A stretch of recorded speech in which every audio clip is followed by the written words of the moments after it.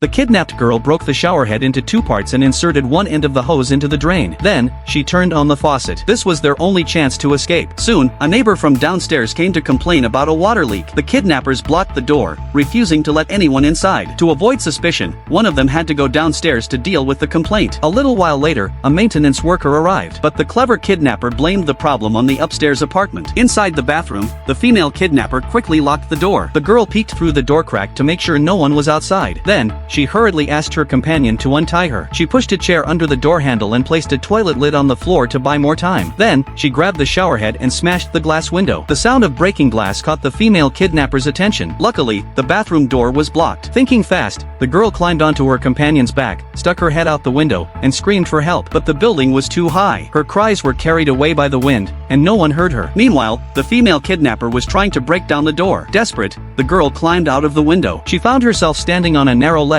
dozens of floors above the ground. Fear gripped her, but she had no other choice. She took a deep breath and slowly moved along the ledge, inching toward the next apartment. Finally, someone below noticed her. Shouts rose from the street, but she didn't stop. Her hands trembled as she reached for the next window. She carefully stepped onto the air conditioning unit and climbed inside. She had escaped, but she had no time to relax. She grabbed her phone and quickly dialed the police. Her heart pounded as she looked for a safe place to hide. She put on some clothes, unlocked the door, and carefully peeked outside. If she could just reach the stairwell across the hall, she could escape. But just as she stepped out, she heard hurried footsteps approaching. She froze. Without thinking, she rushed back inside and locked the door. It was the killer. He had come looking for her. But just as he reached the door, two security guards arrived. They were investigating reports of a girl climbing out of a window. The girl pressed herself against the door, gripping the handle tightly. She leaned toward the peephole to take a look. Suddenly, a terrifying face appeared right in front of her. Her heart nearly stopped. She held her breath, not daring to move. Then, she heard voices outside. The security guards were questioning the kidnapper. After a tense moment,